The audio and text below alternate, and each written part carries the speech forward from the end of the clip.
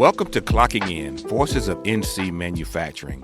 I'm your host, Phil Mintz, Director of the North Carolina Manufacturing Extension Partnership, otherwise known as NCMEP. My role is to drive outreach to NC manufacturers, build relationships to federal and state leaders, and coordinate efforts to drive profitable manufacturing growth in North Carolina. Throughout my time working closely with manufacturers, I have heard the most quirky, curious, and memorable stories. I wanted to turn these stories into a podcast so that others may hear and be informed and inspired. From humble beginnings to manufacturing titans, from tragedy to triumph, I will be interviewing some of these manufacturers who have made North Carolina manufacturing the powerhouse that it is today.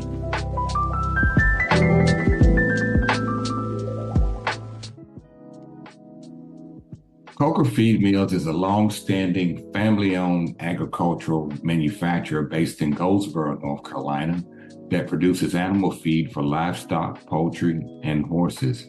Third-generation leadership includes Amber Coker Butler and her husband, Lawrence Butler, who returned from careers in education to take over operations.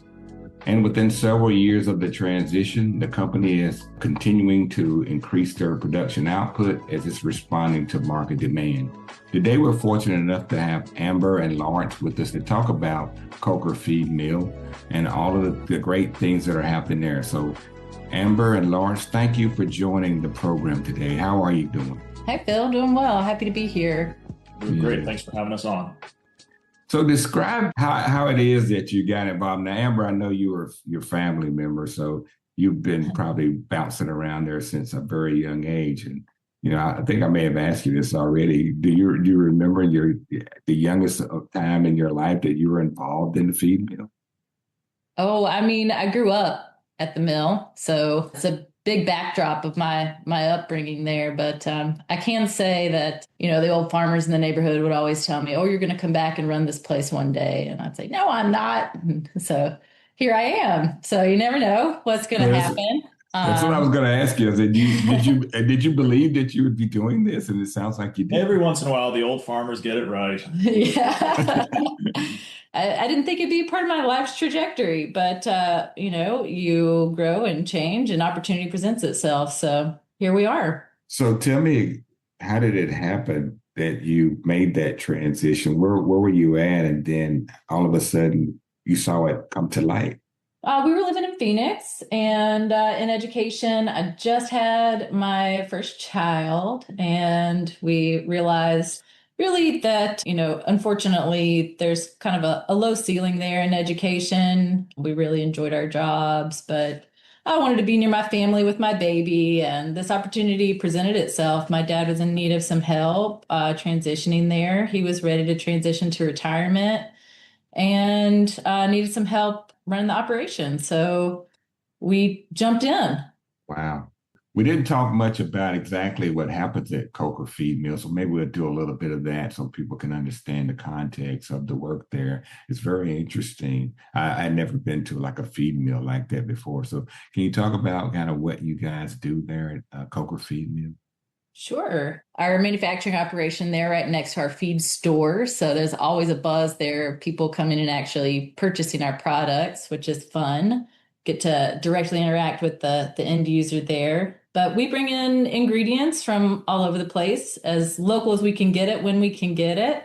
Small grains and seeds, pellets and things of that nature. And we put them in giant bins and mix them into products for equine, poultry, and livestock. So we're blending feed, bagging it out, and every day making feed that we distribute through our independent resellers throughout the state, South Carolina and Virginia, and throughout North Carolina.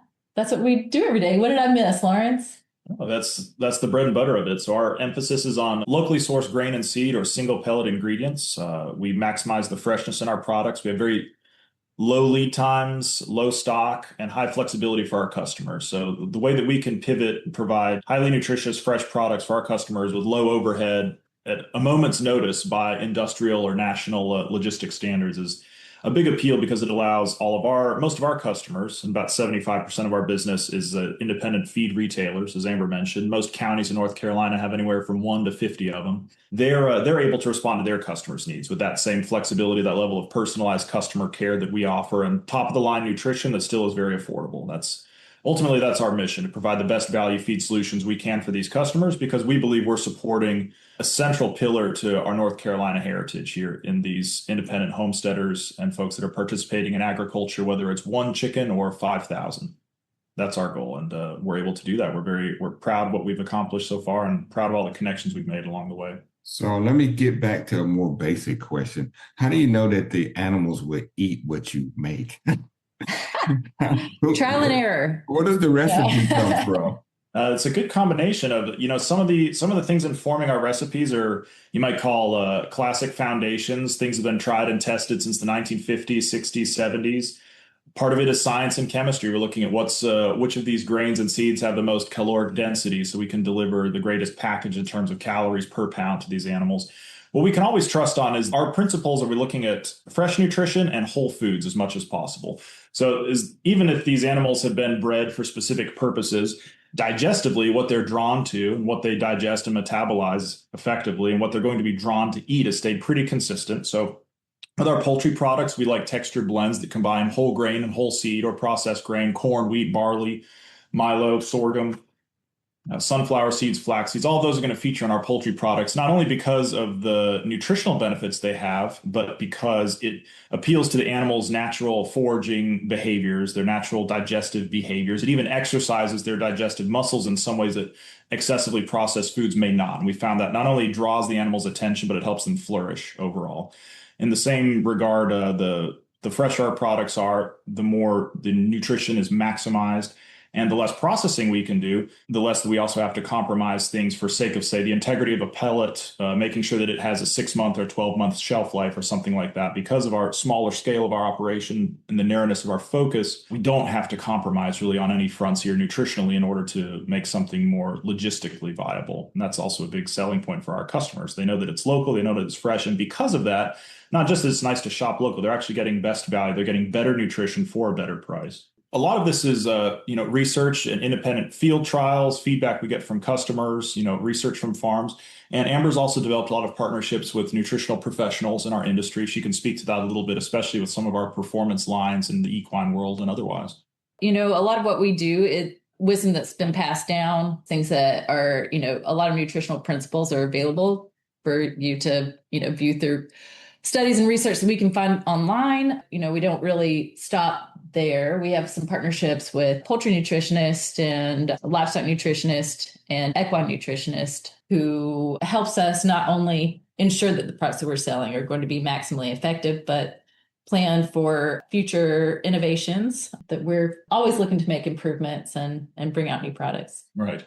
So we have this a local focus on our sourcing and our end users, but with partnerships with NC State and some of the PhD nutritionists on staff there allow us not only to, we continue to serve our local communities, but we're able to draw on national and global knowledge, research-backed data, scientific analysis that we can use to inform on those decisions. And then where we add our value to the equation is by saying, okay, well, we're drawing on this breadth of knowledge and a depth of knowledge with our partners, and we can now manifest that with efficiently sourced, fresh ingredients to bring that product to bear for our customers for their benefit. That's the goal. That's what we've been able to do very well over the last 7 and 8 years here. And it seems like increasingly there's more demand for this as well as customers become increasingly conscious of their food sources. They want to have a sort of independence, the ability to sustain at least some, if not all, of their food supply within their own backyards. Those who have the space for it, backyards or their farms or their homesteads, whether it's eggs, whether it's fresh dairy, whether it's meat from pasture hogs or beef cattle, any of those that they're raising, even as there's... If you're following the news at all, you see there's a lot of tumultuousness with commodity markets and global politics. And all in all, that seems to bring more and more folks back to the table, so to speak, wanting to have greater personal control on their food supply because of the consistency of it and because of the quality of it. That's where we shine brightest, the consistency and the quality and the value that we can provide for all of our customers. Very good. All right. So you make grain there, as I noticed when you got there, but you also told me that you sell chickens. You sell chicks. That's a very, very small portion of our operation, but as a piece of our connection to the community, we have our feed store, and we're out there in the middle of nowhere selling about a truckload of feed a day, maybe a little more at this point. As a part of that, we are supporting people to grow their farms.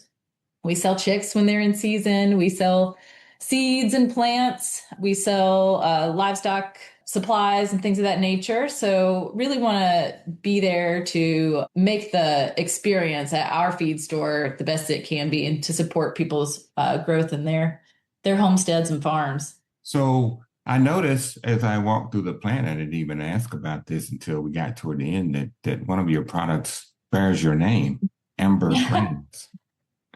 Yes. So the equine line, Amber Grains, was indeed named after me. It had a little ring to it with amber waves of grain. So, the stars aligned and it made sense. So that is our equine line. Is that one of your largest? Do you sell to horses more than other things? I mean, I don't know. What are your highest selling products? Equine products take second place there to poultry products in our product mix. I think Amber Grains was the hallmark product line for Coker Feed Mill for a long time, too. It really gained a lot of notoriety with those same kind of nutritional principles we mentioned before. As we've seen the backyard poultry market, the demand for our types of products within the backyard poultry market grow tremendously over the last several years. We've released new products to best serve that market. We also are excited about some of the new products and research and development that we've done within the Amber Grains line. We see it continuing to be a growing product line for us, and one in which we can really fulfill our mission of delivering those best value feed solutions to a lot of customers in our region. We've released some new products in consultation with PhD equine nutritionists. We're very excited about how they can kind of walk the fine line between delivering our best value nutrition, caloric density, whole food ingredients, while also meeting the needs of horses and their owners as whenever the most recent research becomes available. And this is another area where, as a small mill, we're still so grateful for the partnerships we can have with those other folks who have access to national or global research and development. Okay, so the backyard poultry market, that sounds like people have more chickens in their backyard. Is that what that really is? Is that means that people are raising chicks in their backyard? I can say I maybe understated that. Definitely some folks are, us included. We've got several hens right now. We got half a dozen. Wow. Some folks, it's got, on a quarter acre, you can get by with a couple of birds and a couple eggs a day, and that's really all you need. And you can find old propaganda posters with featuring Uncle Sam from like 200 years ago, that 2 chickens a day will keep you in eggs, and it's every American's duty to have chickens in their backyard. So I don't know if we go that far, but it's definitely sustainable. It's viable. You can have a small flock as part of a functioning small farm ecosystem, that's renewable and sustainable. We also have customers that have thousands of birds. They're maybe raising meat birds for their operation. They're selling them to restaurants or to other folks for end consumption, or producing eggs to a similar effect and selling to restaurants or consumers in their neighborhoods. So it's kind of anywhere from 1 to 5,000 might be the number of birds you find on some of the farms that we serve here. We don't partner with integrated chicken farms like the type you might see in the long houses driving around out here. There's plenty of them. The big metal houses, they've got 20,000 birds in each one of those. Those are the birds that are usually on contract farms. They're sourced, fed, and processed. Thank you. By the same, by Tyson Foods or Case Farms, and those are where the fillets that are on your Chick-fil-A sandwich come from. So that's not the scope of our market. That's not really who we're focused on, but everybody else in between that still wants to have a start to finish control of where their meat and eggs and milk come from. They're not getting milk from the chickens, though. Separate animals. Wow. We're speaking with Amber and Lawrence Butler, who are the leaders of Coker Feed Mills in Goldsboro, North Carolina. Amber, you said you were out in the middle of nowhere. Well, not really out in the middle of nowhere, but you're a little bit off the beaten path. A little bit, yeah. We're a stone's throw here. We're in Wayne County, at the edge of Wayne County here, stone's throw from Greene County and Lenoir County. And there's not a lot of signage that points you toward us. So it's always impressive to me how many people make the trek out to see us and buy their feed from us. So is there like a association thing? How do you meet new customers and how do you grow the product? You got such a good product, you probably grow on word of mouth and that sort of a thing. But Is there like trade shows that you go to expand your markets? Great question. I mean, historically, we've definitely benefited from word of mouth. That's been the majority of our sales, that someone hears about us, makes an inquiry, or comes to see us. People tell each other about it, give us a rating on Google or something like that. And people find us that way. We dabble in marketing a bit, but I'd say that, largely our biggest driving force there has been just word of mouth, people hearing about us. Sometimes we might make a phone call if we see, hey, there's a big gap in the map here that no one's selling our products. Make a phone call to them and drop off some samples, and typically that will do the trick. Once people see the products and show their customers the products, it's pretty easy to place an order after that.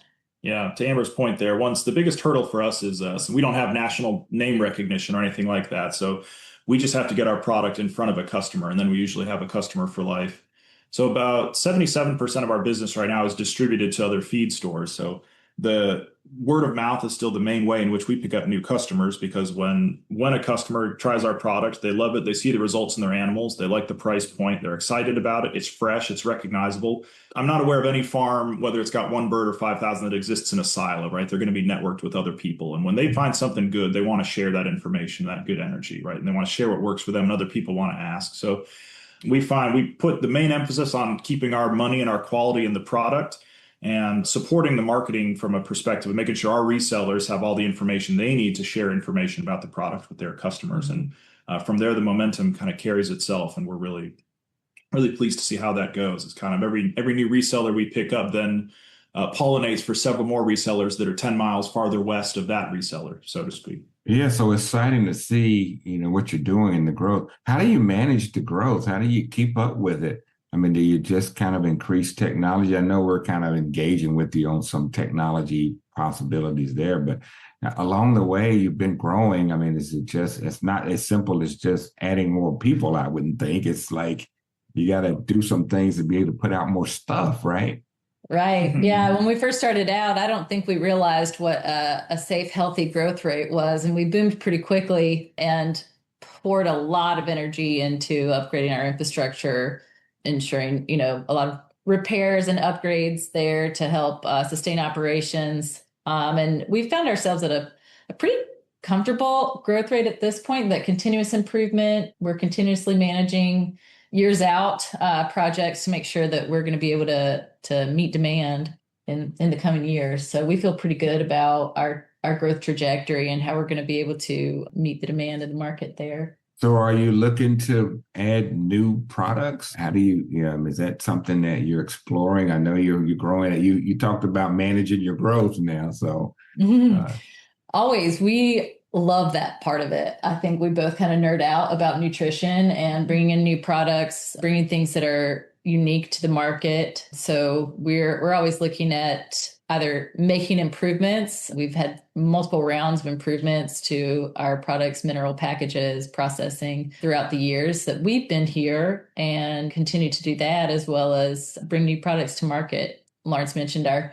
most recent equine product, which we feel is extremely unique in the market. I don't know of anything else like it. This is highly fortified, textured blend of ingredients we've got there. It's a pretty special. We're really proud of, and we want to keep bringing things like that to market. So how old are your kids now? No, 6 and 8, or they'd say 6.5 and 8.5, but they both have birthdays in June. Yeah, so really. All right, so they're starting to be old enough to kind of walk around and see what's going on there, huh?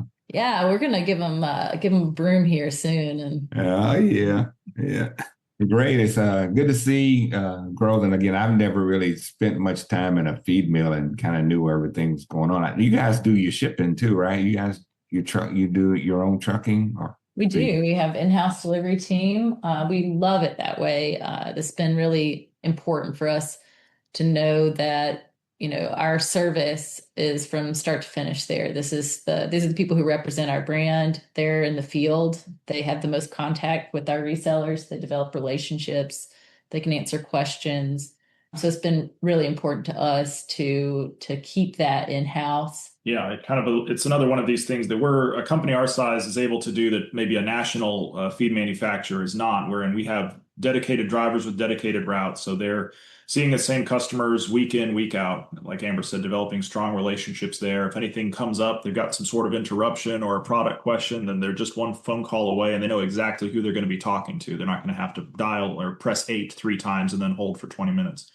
And it allows our drivers likewise to know their area very well, to know what sells well in that market, where the big barns and stables are. They can give that kind of support and feedback to their customers.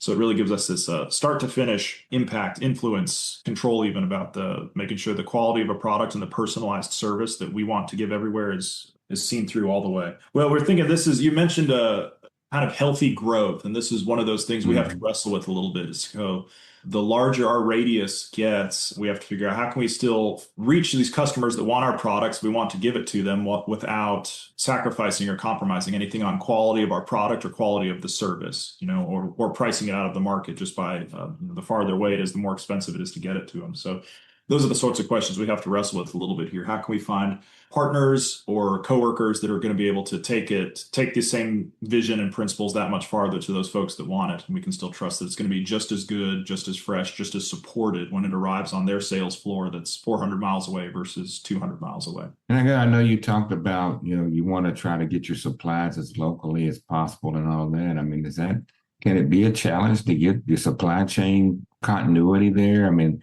I know this day and time, most industries struggle with making sure that supplies are available and you can use it. But I guess it's based on farms and grains and growth of product. And does it always work out? I mean, it could definitely be a challenge. We obviously, weather is a big threat to us, if we're relying on local supply. We have had to ensure that our receiving processes include some pretty strict testing procedures there to make sure that the local quality is up to standard there. But developing partnerships with specific farms at this time is really working well for us because we know the quality of the product, we know the farmer, we know their processes, and we're able to meet the majority of the items we can source locally in that way. And it's worked out really well for us. This is actually, I think the best way to ensure consistency. If we ever have to purchase a load of corn out of Nebraska or something like that, which is really very, very, very, I don't think we've maybe done that a couple times ever, had to have some sort of a out of state purchase. You don't know what you're going to get coming in on the truck. You don't know those partners, those farms. So we've been really fortunate to have great partners here locally. Sounds great. We've been speaking with Amber and Lawrence Butler, leaders of Coker Feed Mill in Goldsboro, North Carolina, third generation and working on a fourth. Thank you for joining us today. It was great to hear about your business. And Amber, I know, and Lawrence, I'll hopefully be seeing you guys soon as we follow up on some of the things we're working with you on. And again, it's always exciting to hear about the things that we're doing in North Carolina and again, continued success. Thanks, Phil. We appreciate your partnership. It's been great so far. We look forward to continuing it.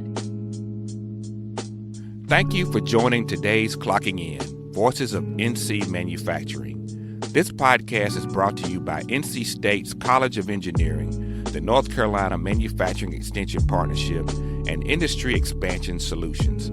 If you'd like to learn more about the solutions NCMEP offers, go to www.ncmep.org. Want to listen to previous Clocking In podcasts? Go to ncmep.org/clockingin.